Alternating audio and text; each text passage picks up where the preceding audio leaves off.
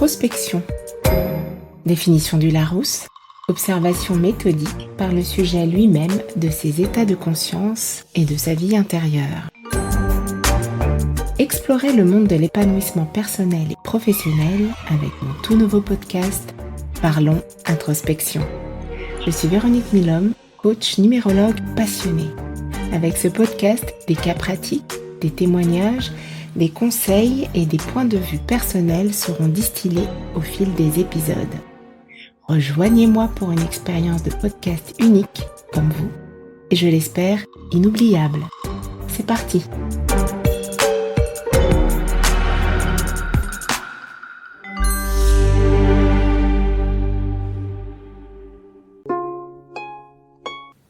Bonjour à toutes et à tous. Après la série sur les 4 accords Toltec, je vous propose d'explorer le contenu d'un nouvel ouvrage. J'ai choisi pour vous les 5 blessures qui empêchent d'être soi-même de Lise Bourbeau. Lise Bourbeau est une autrice québécoise qui a de nombreux livres à son actif. Ce sont pour la plupart des best-sellers dans le monde entier. Elle est âgée aujourd'hui de 83 ans. Dans son livre intitulé « Les 5 blessures qui empêchent d'être soi-même », elle explore en profondeur les blessures émotionnelles qui se forment au cours de notre vie et qui impactent notre développement personnel. Les 5 blessures principales qu'elle identifie sont le rejet, l'abandon, l'humiliation, la trahison et l'injustice. Nous allons voir chacune de ces blessures en profondeur, puisque chacune d'elles fera l'objet d'un épisode à part entière. Grâce à Lise Bourbeau, nous verrons comment ces blessures peuvent influencer nos comportements, nos relations, notre bien-être mental et émotionnel.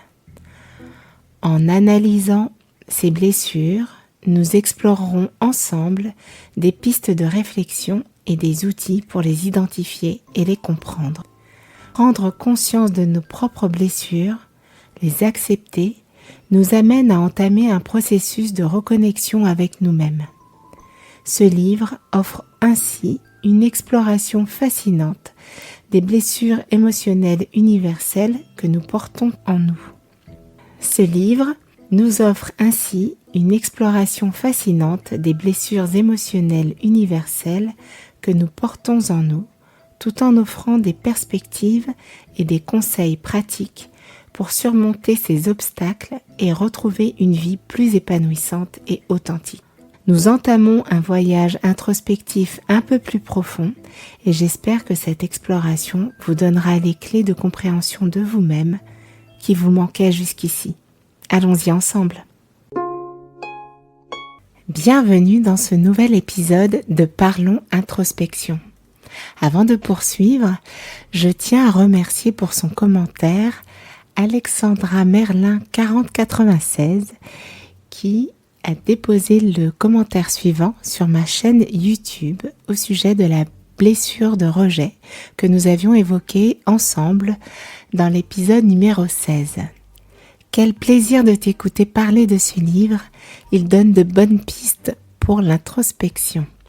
Donc je te remercie Alexandra pour ce commentaire qui me montre que j'ai des oreilles attentives de l'autre côté du micro. Aujourd'hui, nous abordons donc la 2e blessure, celle de l'abandon. Nous allons voir comment cette blessure apparaît, à quels signes vous pouvez reconnaître cette blessure chez vous ou chez les autres, et quelles sont les pistes pour la surmonter. Tout d'abord, voyons ensemble comment naît la blessure d'abandon. La blessure d'abandon se forme lorsqu'une personne ressent un manque d'amour, d'attention ou de soutien émotionnel dans son enfance. Cela peut se produire en raison d'un parent absent, d'un divorce, d'une perte précoce ou de tout autre événement traumatique qui crée un sentiment d'isolement et de rejet. Les personnes qui portent cette blessure peuvent développer des comportements d'attachement excessif, de dépendance émotionnelle ou de peur de l'abandon. Il est important de reconnaître que la blessure d'abandon peut avoir un impact significatif sur notre vie d'adulte. En effet, elle peut nous amener à rechercher constamment l'approbation et l'amour des autres, à craindre l'intimité ou à éviter les relations proches de peur d'être abandonné à nouveau. Cependant, il est possible de surmonter cette blessure et de guérir ses effets. Voici quelques étapes qui peuvent aider. Tout d'abord, reconnaître et accepter que cette blessure existe. En prenant conscience de sa propre blessure d'abandon, c'est déjà le premier pas vers la guérison. Cela peut nécessiter du temps et de la réflexion pour identifier les moments où cette blessure a été activée dans notre vie.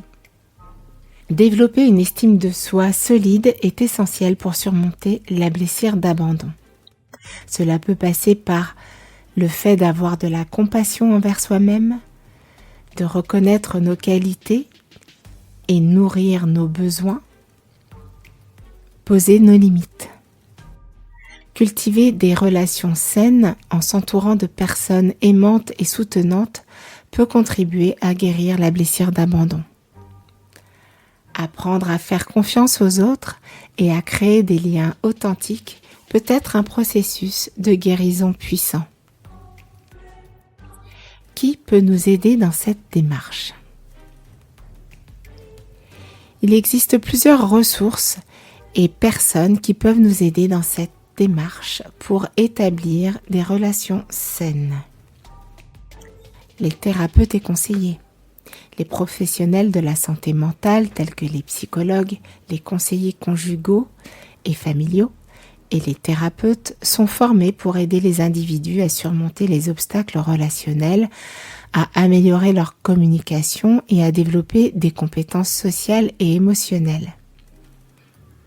Mais aussi, participer à des groupes de soutien peut offrir un espace sûr pour partager ses expériences, recevoir des conseils et des encouragements et se connecter avec d'autres personnes qui traversent des situations similaires.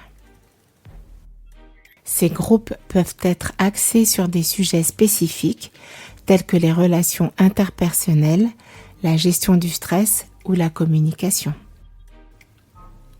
Les coachs personnels, les coachs de vie sont des professionnels qui travaillent avec les individus pour les aider à définir et atteindre leurs objectifs personnels et relationnels.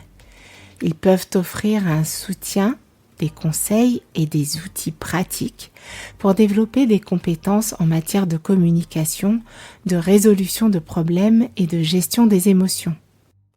D'ailleurs, dans ma pratique quotidienne, je prends un soin particulier pour accompagner mes clientes et clients dans l'identification de certains blocages. Une fois identifiés, ces blocages constituent une prise de conscience qui peut devenir ensuite soit une base de travail avec un psychothérapeute ou un point de départ pour progresser vers un mieux-être et atteindre un objectif ou un nouvel état désiré. Les livres et ressources en ligne sont une autre possibilité. Il existe une multitude de livres, d'articles et de ressources en ligne qui traitent des relations interpersonnelles, de la communication efficace. Comme ce podcast, Parlons Introspection.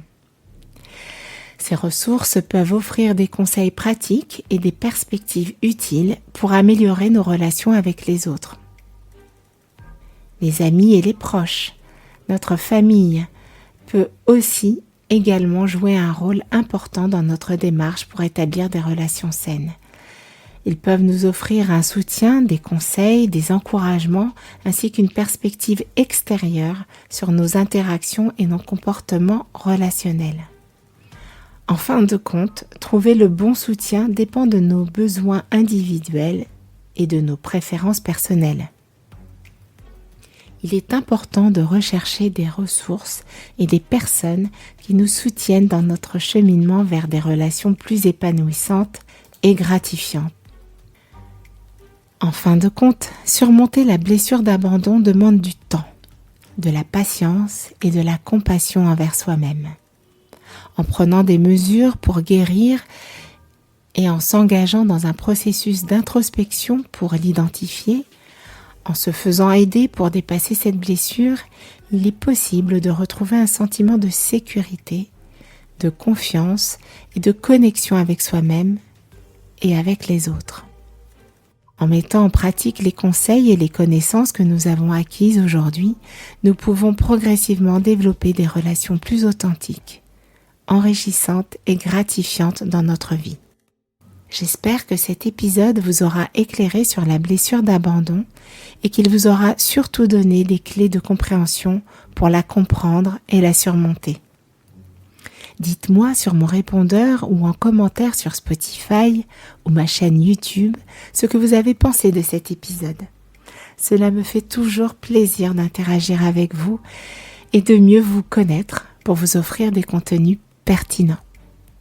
Je vous donne rendez-vous la semaine prochaine pour un nouvel épisode de Parlons Introspection. D'ici là, portez-vous bien. Le podcast se termine. Merci d'avoir écouté jusqu'ici. Dites-moi s'il vous a plu en vous abonnant dès maintenant sur votre plateforme d'écoute préférée pour être informé des épisodes à venir. Partagez-le autour de vous. Plusieurs solutions s'offrent à vous pour m'envoyer vos commentaires et questions sur Spotify, Apple Podcast, via l'adresse email veronique@parlonsintrospection.fr ou mon site web catalysonsvosatouts.com ou sur mon compte LinkedIn Véronique Milhomme. Enrichissons ensemble ce podcast Parlons Introspection avec vos idées et mes apports. Je vous remercie pour votre fidélité et je vous dis à très vite pour de nouveaux contenus. Vous pouvez maintenant reprendre en douceur vos activités.